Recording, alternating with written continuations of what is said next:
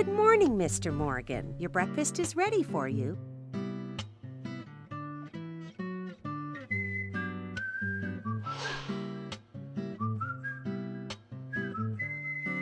Thank you, Mrs. Polly Oxford. Just Polly is fine. Well then. Thank you, Polly.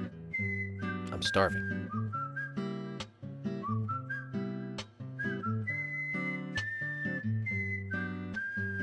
Is everything all right, Mr. Morgan? Yes, it's delicious, Polly. My compliments to the chef. I'm hoping my cooking will bring back repeat guests. Honestly, though, it's been a while since anyone has stayed here. I couldn't help but notice. Aside from you and me, there seems to be no other guests or workers around. What's that? The salt's in that white shaker there.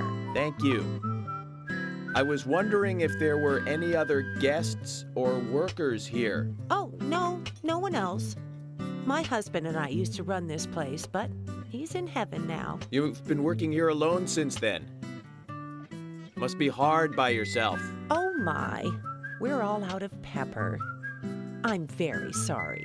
It must be difficult to run a hotel by yourself. Well, yes, I suppose. I could just live on my pension.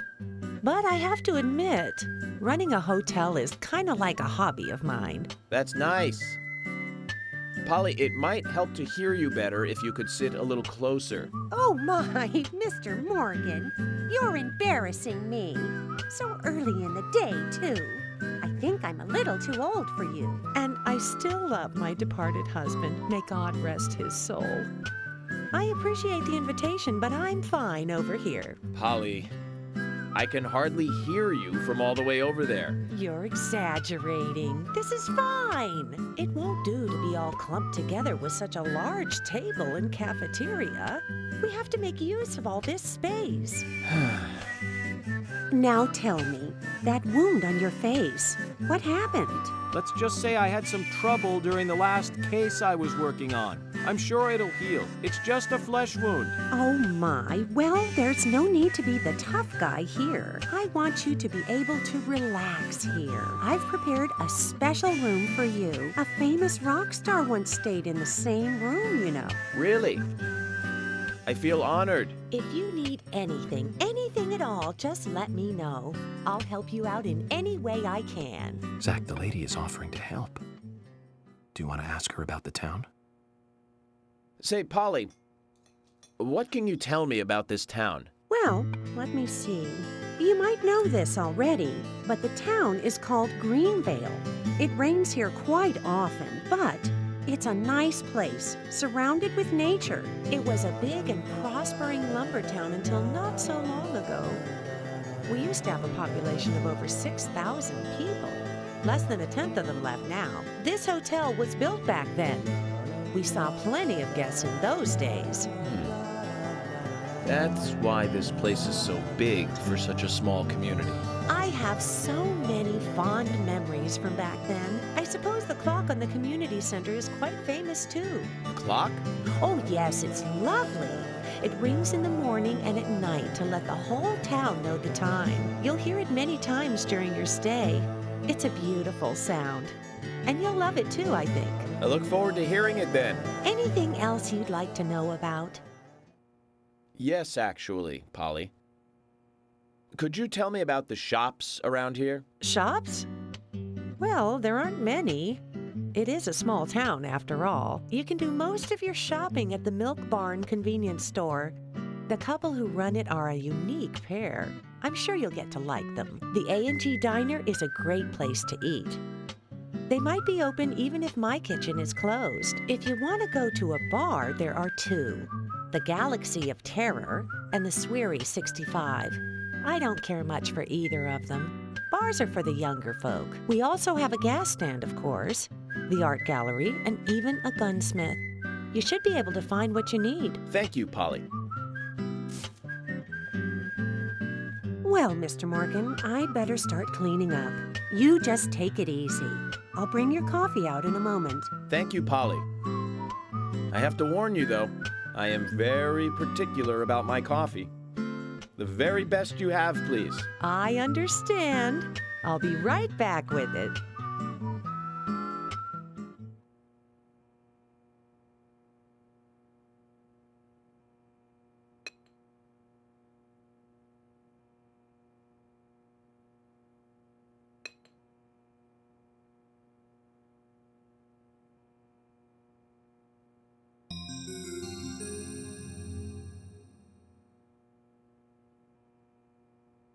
Did you see that, Zach? Clear as a crisp spring morning. F.K. in the coffee. I knew I could count on it. Never fails. Now then, let's get going.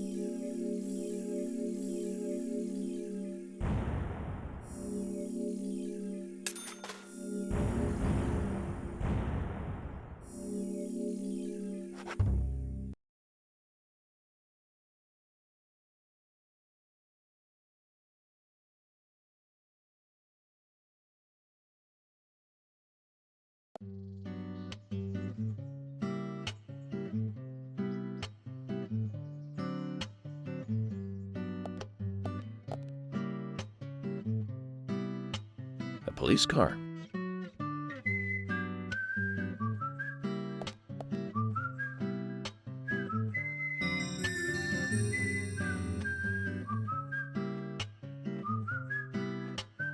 So we have King George to thank for preparing a car for me. A pleasant surprise, eh, Zach? Let's take it for a spin.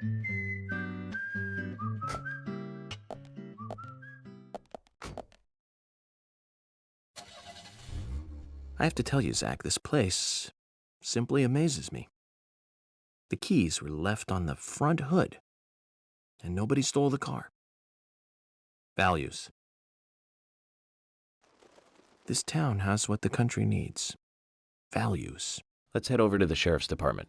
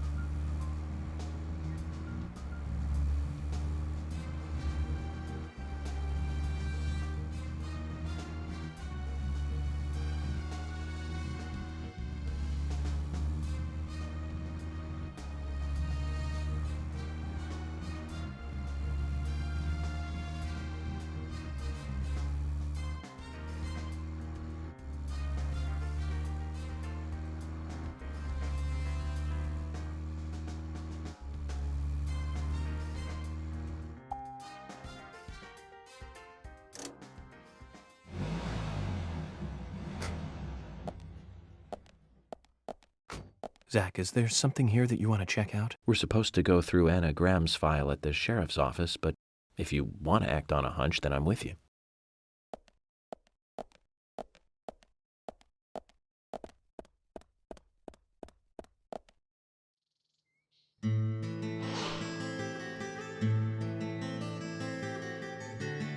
That's one fine building for such a small town. The exterior woodwork is spectacular. Don't you agree, Zach?